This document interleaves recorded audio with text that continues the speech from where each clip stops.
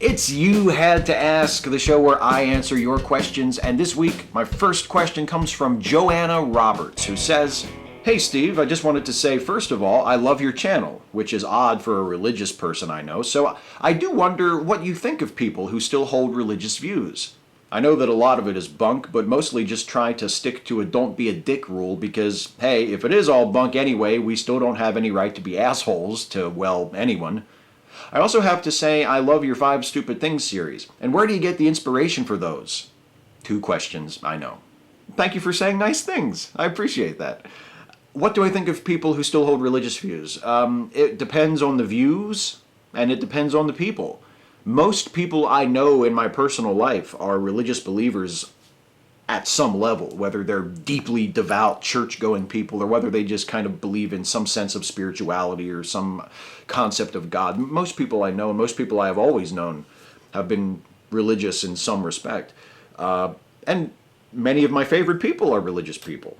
You know, there's nothing about being a religious believer that automatically makes you a bad person in my book or makes you less worthy of respect or less intelligent or less rational or whatever.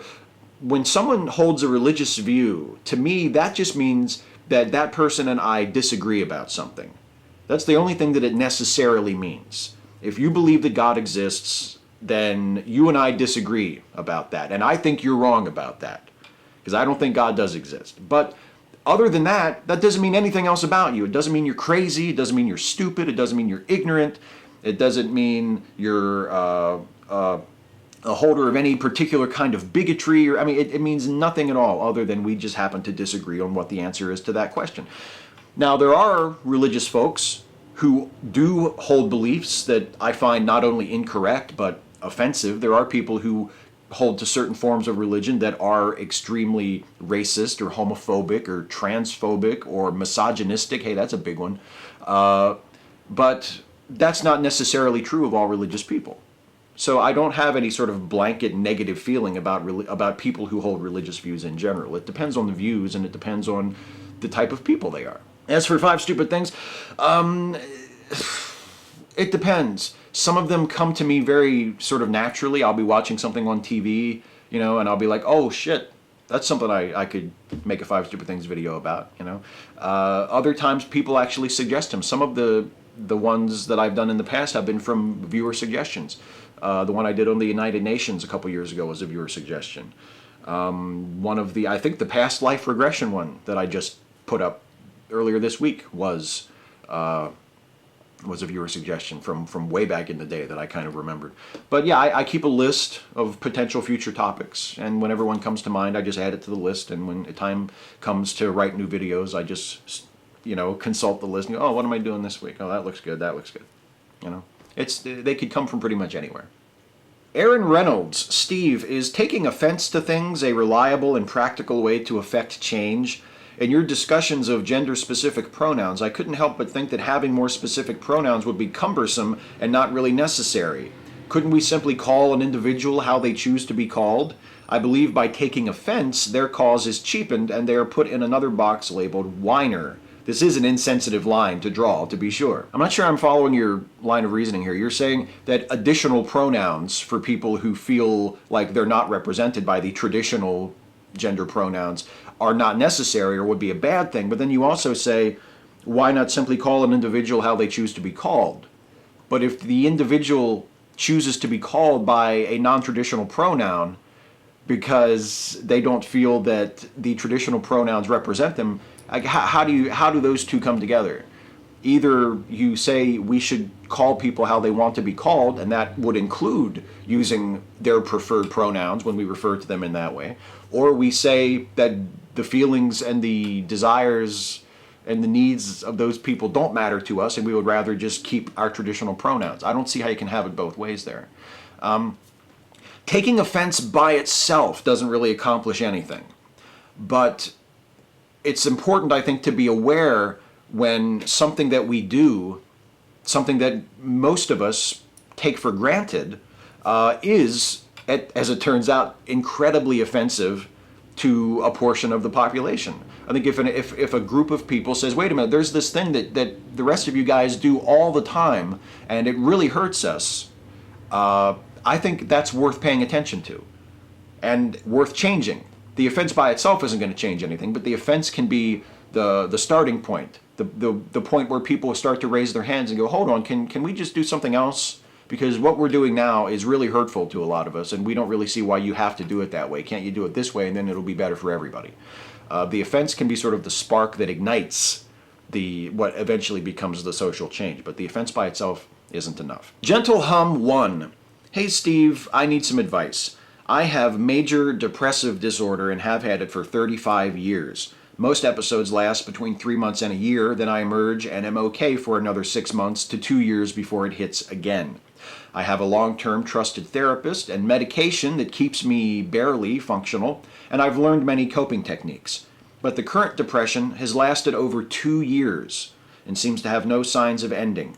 The never-ending stream of bad news about the political and social currents worldwide, with endless war and suffering and no sign of human progress, is actually painful to me.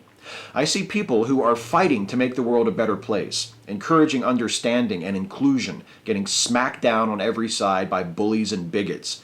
I see politicians who are supposed to be leading, groveling to the corporate oligarchy, and egotistic morons being acclaimed as the future of America.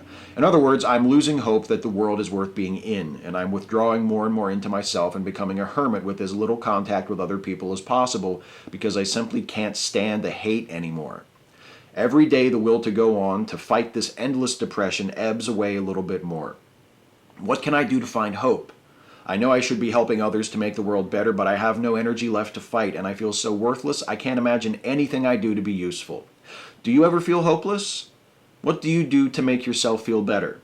Thanks for your videos. They are bright spots in my dark days. I'm glad that I can provide some bright spots for you. I'm really, really sorry to hear about your depression. I hope that it lifts very, very soon, and hopefully maybe you'll be compensated by an extra long period of relief afterwards. I'm keeping my fingers crossed for that. What do I do when I feel depressed or when I feel hopeless or when I feel like the world is just shit and there's nothing to be done about it, which I do feel occasionally? I tell myself that in the big picture, in the long term, things are moving in the right direction. And I think that's true. I think if you look at the arc of history bends toward progress. And I think in the big picture, long term, things are moving in the right direction. On a daily basis, especially if we look at our individual lives and we find ourselves being, victims of harassment, or people are insulting us, or we're dealing with personal problems and personal issues that make life more difficult, or we turn on the news and we see, violence and crime and bigotry and hate and ignorance being spread all over the world, and we see, the complete circus that American politics has turned into, and we see how so often the loudest voices are also the voices most devoid of content and the most ignorant and the most demonizing and denigrating of marginalized people. And we see all these things, and it's easy to think, oh my God, it's all just completely gone to shit. In the moment, on the ground, it can look that way a lot. But if you zoom out a little bit, you can see, I think, that things are moving in the right direction. That every little individual who is pushing toward progress, who is standing up for people who need to be stood up for, who is standing against bigotry and harassment and marginalization and corruption and violence and systemic racism and discrimination, and all those little individual efforts that are pushing things in the right direction are having an effect. And things are moving where they need to go. Maybe not as fast as we would like to, but they're still moving in the right direction. And occasionally, progress happens all of a sudden. There's sort of, I guess maybe you could call it the punctuated equilibrium of cultural evolution, where every once in a while, social progress happens at an incredible rate. All of a sudden, holy shit, same-sex marriage is illegal in the United States. Oh my God. That's something that just happened virtually overnight. That you never would have, if you would have asked somebody in the United States 20 years ago, how long do you think it'll be before same-sex marriage is legal? I'm sure they wouldn't have said, by 2015, certainly. It happens so quickly. So I guess my advice, my attempt to cheer you up and to get you to hang in there is just to plead with you to hang in there. And to say that in the long term, things are getting better. Things are moving in the right direction. And yes, it can be very depressing on a day-to-day basis. But overall, I think we're moving in the right direction. And it doesn't make things any better for a lot of people on the day-to-day. There are still people who are really suffering and really hurting, and there are still real damages being done that will need to be fixed. But overall, things are moving in the right direction. And those people who are abusing and attacking and trying to hold things back, ultimately, those people will be proven to be impotent, as they always have been throughout history. And all of their exertions to try and pull things back or to try and tear things down will prove to be futile. And they will prove to be completely powerless in the long run. So think about that when you start to get depressed about the state of the world. Gagaplex, considering you talked about Supergirl this time around, maybe you could talk about Jeb Bush's comments. What did you think of him commenting on Supergirl, the character, the actor, both? Dunno. I mentioned this in an item on this week's 5 Stupid Things video, the one that went up on Monday, and a few people commented saying, oh yeah, that was really important. Jeb Bush said something about Supergirl, why don't you talk about something else? And there were a couple reasons why I thought that was an important enough item to mention in the 5 Stupid Things video. First of all, importance isn't necessarily the number one criteria. A lot of it also has to do with how well it fits into the video. And mentioning Jeb Bush saying something sexist about Supergirl allowed me to do quite a few different things in the writing of that video that I wouldn't have been able to do as easily if I hadn't used that story. So, but it's important to mention it because casual sexism is a problem. I think casual sexism is a problem that needs to be talked about. And when a male presidential candidate feels comfortable responding to a question like, who's your favorite superhero, with, the new Supergirl seems hot, I think that's a problem. Half the people in this country are women. And when they can be just casually disrespected like that by people who don't even see why it would be a problem for some people, I think that's a problem. I think that needs to be addressed. It doesn't mean that Jeb Bush is the worst person in the world. It doesn't mean that he's, the most vile, hateful misogynist that there could ever be. He's probably like most guys, and he doesn't realize what the problem is when he says something like that. He just kind of says it off the top of his head, and it just doesn't occur to him that he said anything that could be a problem for some people. And I think it's worth talking about. I also think it's really fucked up that he answered a question about who is his favorite Marvel superhero by naming 2 DC characters. Come on, Jeb! Plug into the culture, man. You want to be the president of this fucking country? You don't even know the difference between a DC character and a Marvel character? Get in the game, man. No wonder your campaign's in the shitter. Erin Dil. Hey Steve, I have a writing question for you. What do you think would make a good skeptic character in a setting where paranormal phenomena happen, e.g. in a horror story with ghosts? I'm a bit bothered by how a lot of skeptic characters in stories with paranormal aspects get used as a way to affirm that they don't believe in these things, only to later be proven wrong, and then either they turn into big cowards or they do something stupid. I'm sure that's not the case in every instance, but it bothers me how these characters are often established to be proven wrong, and they don't really seem to adapt well after finding out the truth. Any thoughts? The most important thing, if you want to have a skeptical character in a story where paranormal stuff is actually happening, is you need to come up with a reason why the skeptic is a skeptic. Because if the paranormal stuff is happening, if in the world of your story ghosts, for instance, are real, then there needs to be a reason other than this person is an idiot or this person is ignorant or this person is, stubborn and refuses to believe. There has to be a legitimate reason why the person who is skeptical of ghosts is a skeptic when ghosts are demonstrably real. And if you can come up with that, a reason why, yes, these things really exist, but people don't tend to believe in them, then I think the skeptical character can get along okay. And also, of course, when the existence of the thing about which they are skeptical is demonstrated to them, they have to show an ability to make an adjustment. They have to accept the evidence and accept the facts and come to believe in the thing that they didn't believe in before. You're right. A lot of times the skeptic character in a supernatural story is just there to be discredited. And if you don't want that to happen with your skeptic character, then I think you have to come up with a legitimate reason for their skepticism in a world where such things really exist. And then you have to show that they are actually thoughtful, honest, intelligent, and rational enough to be able to accept the existence of the thing that they didn't accept before the events of the story. I think those are two very, very important things. Isaac Johnson Cadel. Hey Steve, why do you think it is that atheism and feminism should go hand in hand despite the two movements having separate beliefs and goals? I think the two movements have separate beliefs and goals, but I don't think their goals are contradictory. And I'm talking about the movements, not atheism, the basic belief. A lot of people, even when I go out of my way to explain that I'm talking about the atheist movement, not the state of being an atheist, a lot of people still insist on confusing those. And they say, well, atheism just means not believing in gods. There's nothing about feminism in there. Yeah, you're absolutely right. I'm not talking about that. I'm talking about the community of atheists, the movement of atheists, that is a political and social movement intent on advocating for the interests of atheists, normalizing atheism within larger society, making sure that atheists are treated equally under the law in our society and in our culture. That's what I'm talking about, atheism, the movement.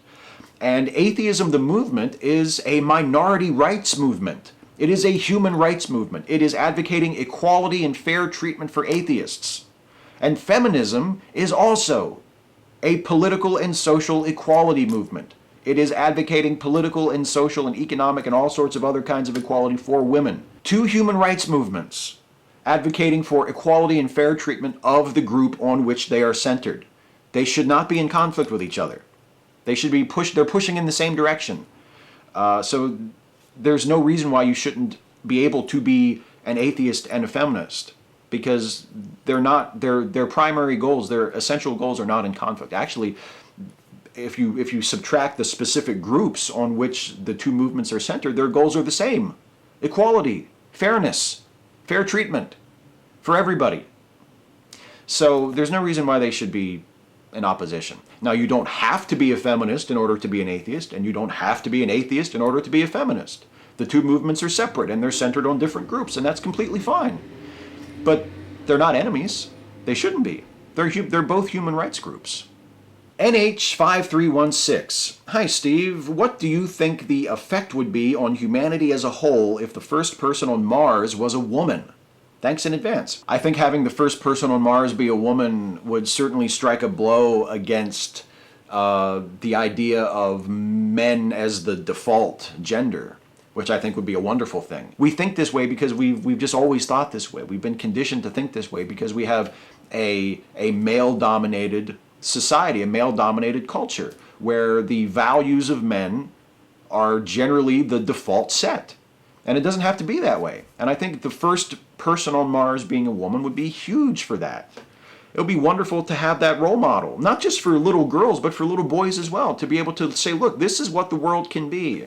It doesn't have to be men get there first and then women come up later and we all pat ourselves on the back for including women. It doesn't have to be that way. It can be equal, you know? So I think having the first woman on Mars could potentially be a part of that kind of a thing, of sort of tearing down the idea that men are the default, that men are the ones who sort of get there first. And that would be a wonderful thing for everybody. John Henderson. Steve, how do you deal with friends who have sexist, misogynist viewpoints? Like the friend who still objectifies women's bodies or has really fucked up views on feminism. I've tried talking to a few of my friends like this, but they refuse to listen to me. Feminism is really important to me, but I'm afraid of losing many friends, especially ones that are in my local atheist community. My instinct is just to not associate with such people. If they're so sexist or misogynist or so avowedly anti-feminist that it becomes impossible to ignore and it becomes off-putting, then I just don't associate with such people. And if they're close friends, that's not really an option. You don't want to just cut people off like that. But maybe you can sit down and have a conversation and not make it an argument, not make it adversarial, but just talk to them the same way you would talk to a religious person if you were talking to them as an atheist. Just ask questions. Just say, well, Why do you feel this way? If you have a friend who says, you know, really anti-feminist things, or says incredibly stupid, idiotic things like feminism is a religion, or feminism is a cult, or modern feminism is anti-male, or all this bullshit, ask them why they think that. Ask them what led them to that conclusion, and ask them in a personal way. Don't ask them to don't pull like citation needed on them. Don't make it like you're having a debate with them, or you're demanding evidence and you're demanding, you know, references. Just say what led you to think this. Try that. And try this. It's time for the lightning round. Rapid fire questions, glib and adequate answers. Ahoy or no, lightning round. Is the answer to this question no? No. Zazzlecat, what is your favorite MST3K episode? Mine would have to be Manos, the Hands of Fate. You know, I should have put this question in the frequently asked questions version of this series that I did, because I get asked it a lot. My favorite episode of MST3K is probably The Amazing Colossal Man. If I had to pick just one, which is really, really difficult, because that's the first episode of it that I ever saw, and that's what really hooked me on the show, and I just think it's a classic episode. So The Amazing Colossal Man. Also, my buddy Rod asked, what do you feel is the very best MST3K joke of all? That's just as hard as favorite episode, but I would have to say I'll say the joke in The Amazing Colossal Man that made me a fan of the show for life. I heard this joke and I knew that I was just going to love this show forever. It's the joke when Colonel Manning, the Amazing Colossal Man, the giant man, is in the circus tent that they have him staying in while he's grown so large. And he takes a drink out of a barrel of water, and in his gigantic hands, the barrel of water is like that big. He takes a drink of the barrel of water and, you know, sloshes it all over his face. And as he does that, Joel says, "That's your chamber pot, sir." My favorite MST3K joke. Kevin Logan, are you all about the bass? I mean, bass is good. I like salmon personally. Tom Miller, Steve, what happened to the Breakfast Club? Why is the account closed? DevShell2, who started the channel, closed the channel of his own accord. He has his reasons. I think maybe he was just sick of YouTube. He just wanted to close it down and you know, end that chapter. I was surprised. I was a little disappointed, but I wasn't upset about it. Actually, I did a video about it on my channel. If you haven't watched it yet, you can watch my video that I put up a couple days ago about it. It's called Farewell to the Breakfast Club. And that has my thoughts sort of at length about it. Radical Bacon, hey Steve, Bob Ross, the Happy Little Trees painter from the PBS series, has his own YouTube channel. Since he's dead, how creepy is this? I mean, it would be creepy, I guess, if it were Bob Ross actually posting new shit, but it's just old Bob Ross episodes, so I don't think that's creepy. I actually really like it. I used to love watching Bob Ross, and I really like being able to watch the older episodes on the YouTube channel. I think it's great. And I guess if you think that Bob Ross is creepy in general, maybe you think it's creepy. But I never really thought he was creepy. The Insane Pumpkin Carver. Hey Steve, I have a question I need to ask you. A little while ago I was hanging out with an old friend of mine, and the conversation turned to politics. After a bit of back and forth, I said that conservatives are useless and nothing but a waste of oxygen. I could clearly see on his facial expression and body language that this upset him and pissed him off a bit. Now, 2 weeks later, he is not answering my calls, nor is he responding to my text messages. So I was wondering if you could give me any tips and advice on how to make a good sandwich. Start with a good bread. You know, I like something a little more adventurous than white bread. Maybe a nice rye. You know, you don't want to get too artisan with it, but a nice rye bread, maybe a pumpernickel. Well, that's good. And also, don't forget condiments. I don't care if it's mustard or mayonnaise or whatever, but you need to have a good condiment on there, not just for flavor, but for a lubricant. It's very important. H. Hjortjerland. I know I butchered that name. I so apologize. Lightning round. Alien versus Aliens? I would pick Alien, the first one. I think that's my preference of those two. I like Aliens too, a lot, but first one is where I would go. Matthew Datcher. Since McKenna helped prove that you still have your iconic pen, what is your iconic pen, as in make and model? Well, the one I have now, the one that I've had for the last several months, is a Fisher Space Pen. I did a Stephen Stuffy video about it, actually, and that was all true. It's actually a Fisher Space Pen, an astronaut pen. That's the one I have now. That's the one that's in there now. But my old pen, the one I had for most of my YouTube career, is actually this one, and it is a Pilot F402. So that is the make of my classic pen, but the current one is a Fisher Space Pen. Jesper Lawman, who's your favorite? Hillary Clinton or Bernie Sanders? Ooh, my heart says Bernie, but my head says, do you want to win the fucking election or don't you? So my head says it's going to be Hillary. You might as well come to peace with it. You better get ready to vote for Hillary. So, and I will. That's it for the questions. Time for a shout out. The shout out this week goes to a brand new channel that is created and hosted by some familiar faces. They're folks that I have given shout outs individually in the past, but now they have come together to form an exciting new project, and it literally just started a few weeks ago, so you can get it on the ground floor. I'm talking about Recklessly Skeptical. It's the YouTube channel for a new podcast created and hosted by ZZZ Giant Awake and The Evil Atheists. I have given both of those channels shout-outs in the past, and now they have joined forces to form a new project. It's going to be a podcast with all three of those guys offering their opinions on who knows what. The first episode they just put up was about Hillary Clinton and politics, and I'm sure they'll talk about politics and religion and pop culture and all kinds of stuff. They're really cool guys. I like all three of them. I like their work. I like the fact that they're a part of the atheist community around here. I think it's a wonderful thing for them to be here.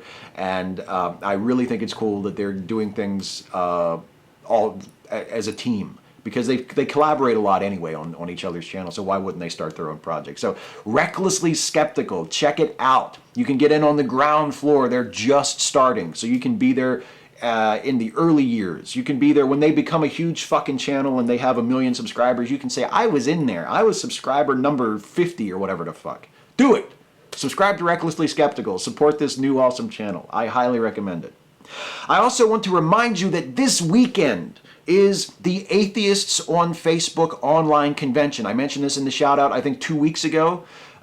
It is this weekend, November 7th, tomorrow, if you're watching this video on the day that I originally publish it. Tomorrow, Saturday, November 7th, starting at 11 a.m., running all day, finishing up at 10 p.m. Eastern Time. If you want to learn more, you can go to the Facebook page for the event, which is facebook.com/atheistonlinecon. And you can watch it on the Atheist of Facebook YouTube channel, which is linked in the description box. So check it out. Don't forget the Atheist of Facebook online convention. It's going to be awesome. And I would love for you guys to check it out. I'm going to try to watch it as much as I can on Saturday too. Also, as always, check out the Lemme Listen podcast. These are podcasts created by Jason Harding, Jason with a D, the puppet master of Opinionville. He has 3 podcasts on the regular roster. There's Lemme Finish that he hosts with Atticus Blake, aka Finite Atticus, which is awesome.